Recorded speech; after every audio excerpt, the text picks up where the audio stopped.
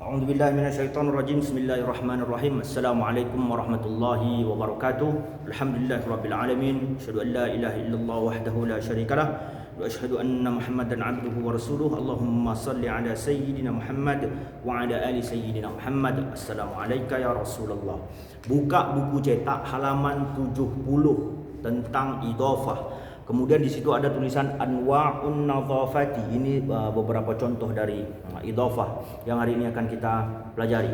Kemudian jangan lupa juga buka halaman 76 tentang rumus idhofah, 76 dengan 77. Di situ ada rumus yang dulu juga pernah saya berikan. Oke, hari ini akan kita terangkan lewat video yang singkat insyaallah. Oke, kita mulai. Bismillahirrahmanirrahim. Idhofah itu apa sebenarnya? Ada yang mengartikan idhofah itu secara tekstual artinya disandarkanlah, isim yang disandarkan, macam-macam lah yang disandar-sandarkan. Hari ini kita akan mempermudah makna idhofah. Idhofah itu apa sih? Gabungan dua kata benda. Kata benda dalam bahasa Arab namanya isim. Gabungan dua isim dalam bahasa Arab. Ingat, gabungan dua isim itu bisa jadi idhofah, bisa jadi sifat, na'at, man'ut. Perhatikan baik-baik. Hari ini kita akan membahas tentang idhofah. Bismillahirrahmanirrahim. Idhofah itu adalah gabungan dua isim. Contohnya apa? Misalkan ada buku bahasa Arabnya adalah kitabun. Guru bahasa Arabnya ustaz atau mudarris. Nah, ini artinya buku, ini guru. Buku dan guru itu kalau digabungkan maka muncullah satu makna. Dua kalimat digabung maka timbul satu makna, artinya jadi buku guru. Maksudnya buku itu milik guru. Oke. Kemudian ada lagi misalkan pintu. Pintu bahasa Arabnya babun. Kelas bahasa Arabnya apa? Faslun. Pintu dan kelas. Dua kalimat ini, dua kata benda ini kalau digabungkan maka dia akan punya satu makna. Maknanya apa? Pintu kelas. Artinya pintu untuk kelas, bukan pintu yang berkelas, bukan buku yang berguru. Oke, dengarkan, perhatikan. Oke, idhofah itu secara makna, secara terjemahan. Kalau ada kalimat dalam bahasa Arab, ada gabungan dua isim, dua kata benda. Kamu tengok terjemahannya. Kalau terjemahannya ada kalimat yang, contohnya murid yang pandai, atau buku yang baru, baju yang baru, maka kalimat yang mempunyai makna yang ini itu pasti maknanya adalah sifat, bukan idhofah. Sementara idhofah ini maknanya adalah semacam kepemilikan. Pintu kelas artinya adalah pintu itu milik kelas. Kemudian buku dan guru artinya adalah buku itu milik guru, bukan buku yang diguru, bukan juga pintu yang kelas. Oke ya, dengarkan. Gabungan dua kata benda. Kata benda pertama kita tulis dulu, kitabun tadi. Yang kedua mudarrisun atau ustazun, boleh. Dengarkan. Idhofah itu adalah gabungan dua kata benda. Tapi ketika kata benda ini sudah digabungkan jadi satu, menulisnya tak boleh lagi kitabun mudarrisun. Tidak boleh. Kenapa tak boleh? Nah, dengarkan. Karena syarat kata benda yang di depan ini, syaratnya pertama dia tidak boleh pakai alif lam. Nah, berarti bolehlah ditulis pakai kitabun saja. Kan di depan tak ada alif lam. Oke, itu syarat pertama. Syarat yang kedua, dia tidak boleh tanwin. Ingat, tidak boleh tanwin. Tanwin itu boleh fathatain, kasratain, dhammatain. Gabungan dua isim ini, isim yang di depannya pertama tidak boleh menggunakan alif lam. Yang kedua, tidak boleh tanwin, tidak boleh tanwin. Jadi harokatnya apa? Harokatnya bisa jadi fathah, kasroh, bisa jadi dhammah. Dah. Sekarang kita membahas dhammah. Kitabun jadi kitabu. Dah. Yang kedua, perhatikan kata benda. Ingat ya, yang pertama tidak boleh pakai alif lam, yang kedua tidak boleh tanwin. Harokatnya boleh jadi fathah, kasroh dengan dhammah, tak boleh sukun karena kata benda tak boleh sukun. Yang kedua macam mana? Tak boleh ditulis kitabu mudarrisun. Ingat ya, kitabun mudarrisun tidak boleh, kitabu mudarrisun tidak boleh, al-kitabu mudarrisun tak boleh. Jadi yang kedua ini macam mana? Perhatikan. Yang kedua ini isimnya menggunakan alif lam. Kita tulis. Ada alif lam? Ada. Dengarkan. Gabungan dua kata benda. Isim pertama tidak boleh menggunakan alif lam. Harokat tak boleh tanwin. Isim yang kedua, kalau dia menggunakan alif lam, maka harokat tanwinnya berubah menjadi kasroh. Tidak boleh fathah, tidak boleh dhammah, wajib kasroh. Jadi kitabun tambah mudarrisun sama dengan kitabul mudarrisi. Tidak boleh alif lam, tidak boleh tanwin, tidak boleh fathah atau dhammah, tidak boleh. Tidak boleh tanwin, wajib kasroh. Kitabul mudarrisi. Contoh yang kedua.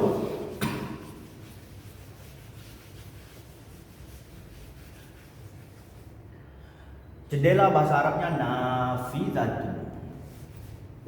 Nafidatun. Rumah bahasa Arabnya apa? Ya, baitun.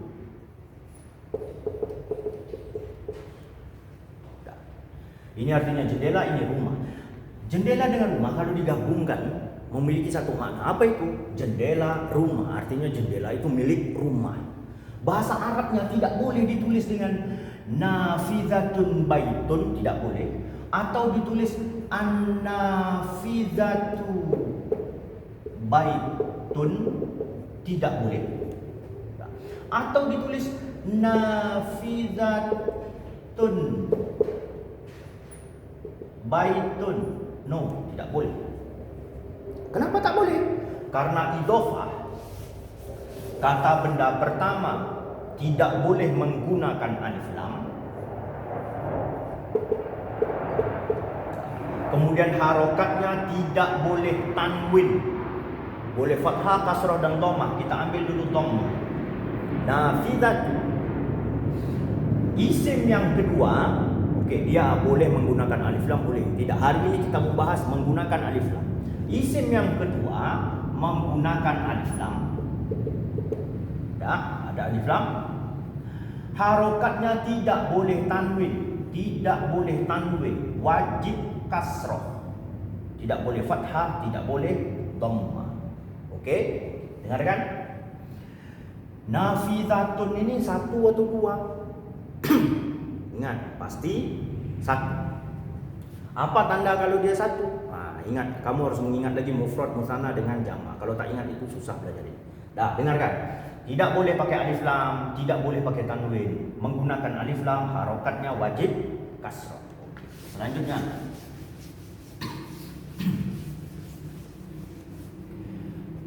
misalkan perintahnya adalah terjemahkan kalimat Indonesia ke dalam bahasa Arab. Bahasa Indonesia ini kira-kira 2 buah buku milik guru, kira-kira gitu. Kitabun itu artinya 1 buah buku. Kalau 2 buah apa? Kitabani atau al-kitabani. Ini tanda kalau dia bermakna 2. Guru bahasa Arabnya mudarrisun atau ustadzun. Perhatikan, perintahnya adalah 2 buah buku. Kalau tadi satu sudah selesai, sekarang dua. Dua buah buku milik guru. Bahasa Arabnya apa? Tak boleh ditulis kitabani mudarrisun. Tidak boleh ditulis al-kitabani al-mudarrisun. No, tak boleh. Perhatikan macam mana cara menulisnya. Dengarkan. Ingat, selamanya gabungan dua kata idhofah, isim pertama tidak boleh menggunakan alif lam. Tulis kitabani. Perhatikan. Kalau dia jumlahnya 2 atau 3, kalau 2 pasti ada tambahan alif dengan nun, kalau 3 tambahan waw sukun dengan nun. Perhatikan baik-baik, perhatikan baik-baik. Masih ingat tentang marfu? Mungkin Anda masih sudah lupa, tapi saya ingatkan kembali. Dengarkan. Kalau kalimat ini terletak di awal kalimat, huruf nunnya tidak boleh ditulis, dengan kitabani al-mudarrisi. Tidak boleh, no. Kenapa tak boleh?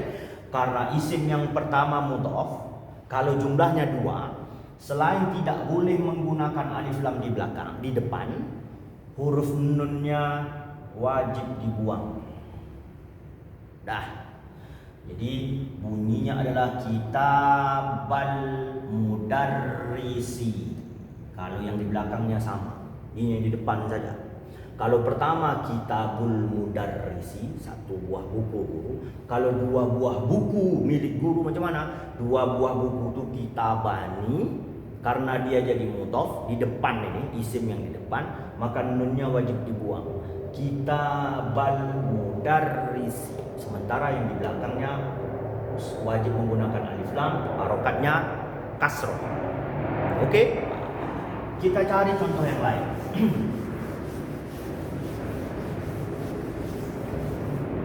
Rumah, satu buah rumah, bahasa Arabnya baitun. Dua buah rumah, baitani. Dah. Contohnya mudarrisun juga. Artinya guru itu memiliki dua rumah, dua buah rumah milik guru. Macam mana bahasa Arabnya? Oke, kita tunggu dulu pesawat yang lewat.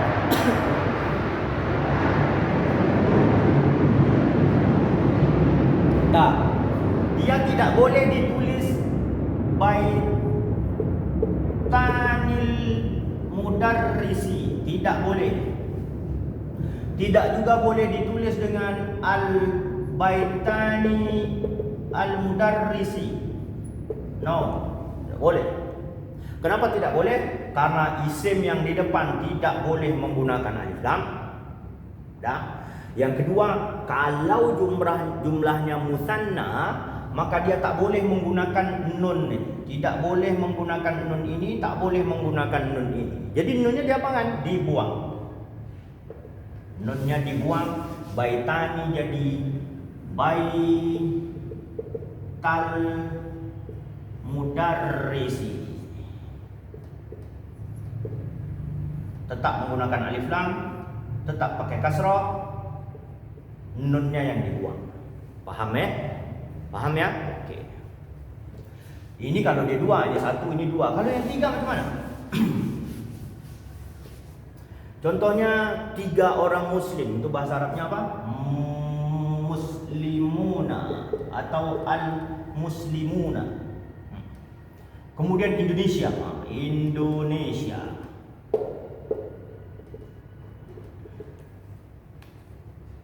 Jadi bahasa Arab Muslim Indonesia itu macam mana? Tak boleh ditulis macam ini. Jadi cara menulisnya macam mana? Isim pertama buangkan alif lamnya. Dah, tidak ada alif lam di depan. Isim yang kedua, wawnya dibuang. Muslimuna jadi muslimun. Baru ditulis Indonesia. Paham ya? Jadi isim yang pertama itu namanya mudhafun. Isim kedua namanya mudhafun ilaih. Dah. Syarat mudhaf itu tidak boleh menggunakan alif lam. Kemudian kalau yang dia bermakna 2 atau 3 tidak boleh menggunakan huruf nun, buang huruf nun. Oke? Itu kalau dia dom marfu. maksudnya harokatnya dhammah dan lain sebagainya. Kapan dia digunakan fathah? Kapan dia menggunakan fathah? Mudah saja. Masih ingat maf'ulun bih? Mudah-mudahan masih ingat. Kalau kamu tak ingat, ulang-ulang kaji. Misalkan saya sedang melihat buku guru. Buku itu milik guru.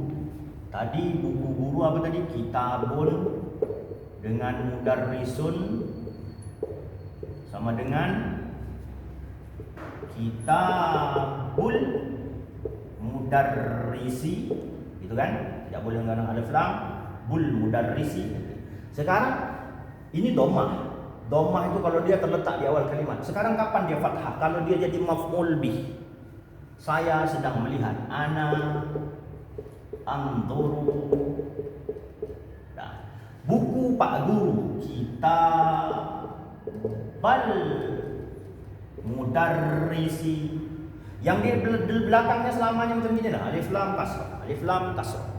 Tapi kalau yang di depannya itu boleh dhammah, boleh fathah. Kapan dia fathah? Kalau dia jadi maf'ul bih. Ana anzuru kitabal mudarris. Oke. Kalau kebetulan yang saya lihat adalah 2 buah buku Pak Guru, macam mana? 2 buah buku itu selain kitabani dia marfu, bahasa Arab kalau dia mansub itu kitabaini. Itu kan? Masih ingat? Mudah-mudahan masih ingat kamu. Kitabaini. Perhatikan. Saya melihat ana anzuru. Yang saya lihat adalah 2 buah buku. Ingat. Idhofah. Kalau sudah 2 atau 3, 2 atau 3, maka huruf nunnya wajib dibuang untuk mudhof.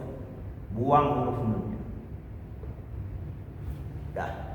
Ana anzuru kita. Tulisannya kitabai, tapi bacaannya kitabal mudarris. Sudah ya? Begitu juga kalau yang ditengok adalah 3. Saya melihat misalkan 3 orang muslim Indonesia. Saya melihat anak anzuru 3 orang muslim tadi apa? Al-muslimuna kalau dia marfu, kalau dia mansub al-muslimina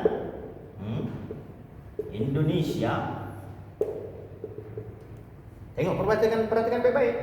Kalau dia jadi maf'ulun bih, kemudian dia bentuknya mudhaf, alif lamnya dibuang. Nah, di depan alif lamnya dibuang, kemudian nun di belakang buang kan? Jadi ana anzuru muslimi Indonesia. Oke, sangat mudah sekali. Kamu coba perhatikan contoh catatan di halaman 77 itu lengkap catatan. Kemudian kamu lihat pada halaman 71 an-nadhafatu fil islami, itu yang digaris bawahi itu semuanya adalah tentang idhofah. Isim pertama namanya mudhafun, tadi sudah saya jelaskan. Isim yang kedua namanya mudhafun ilaih. Nah. Tadi kan saya sudah sebutkan bahwa idhofah itu adalah gabungan 2 isim. Isim itu kan banyak, ada dhamir, ada isim isyarah dan lain sebagainya. Sementara ini cuma isim yang memang kata benda. Ini tak menggunakan alif lam, ini menggunakan alif lam. Macam mana kalau misalkan isim itu isim dhamir misalkan. Misalkan buku dia, buku kami, buku kita dan lain sebagainya. Dah? Okey. Pembahasan tentang idhofah yang menggunakan isim dhamir itu sebetulnya mudah. Tapi agak rumit, susah dijelaskan karena kamu harus tahu dulu perubahan dhamir ana itu. Kalau dia jadi maf'ulun bih, dia jadi apa? Tak jadi ana lagi. Kalau dia didahului oleh huruf jar, dia berubahnya macam mana? Nah, materi tentang itu belum pernah saya berikan. Maka untuk idhofah yang menggunakan dhamir itu kita pending dulu. Jelas sekarang nih kalau kamu ditanya idhofah itu apa sih? Idhofah itu gabungan 2 isim. Yang di depan tak boleh menggunakan alif lam. Nah, yang di belakang saya bilang sekarang kita gunakan alif lam. Harokatnya wajib kasrah. Yang di depan tak boleh pakai tanwin. Harokatnya bisa jadi dhammah, bisa jadi fathah, bisa jadi kasrah. Kalau dia satu. Kalau dia bermakna 2 dan 3, maka tak boleh menggunakan huruf nun. Nunnya harus dibuang. Oke? Tidak boleh menggunakan alif lam yang di depan. Kemudian kalau dia bermakna 2 atau 3, tidak boleh menggunakan huruf nun. Isim yang di depan disebut dengan mudhaf, isim yang di belakang disebut dengan mudhafun ilaih. Dhammah sudah, fathah sudah, kasroh sekarang. Kasroh macam mana? Mudah saja. Sekarang saya mau tanya, isim itu harokatnya kasroh apa sebab? Kapan? Tentu jawabannya kalau dia didahului oleh huruf jar, maka isimnya wajib kasroh. Contoh, saya pergi, ana adhab. Pergi kemana? Ke rumah bapak guru. Ingat, rumah bapak guru tadi apa? Baitul mudarrisi. Ke, ila. Rumah Pak Guru, tulis dulu. Ini selamanya kasroh, gunakan alif lam. Perhatikan, tadi dhammah sudah, fathah sudah, sekarang kasroh. Ana adhabu ila baitil mudarrisi. Mudah saja. Dhammah kalau dia jadi mubtada dengan fa'il istilahnya, tapi sekarang kita sebut saja di awal kalimat. Fathah kalau dia jadi maf'ul, kasroh ada huruf jar. Dah, wallahu a'lam bishawab. Sangat mudah sekali. Mudah-mudahan bermanfaat. Kalau kamu tak faham, silahkan bertanya dengan saya. Kamu tak usah segan-segan. Kamu mau bertanya lewat via telepon bisa, WA bisa, atau mungkin kamu mau video call, akan saya jelaskan lebih rinci lagi. Allah alam shawab. Mudah-mudahan ada manfaat. Kirim salam dengan mak bapak. Assalamualaikum warahmatullahi wabarakatuh.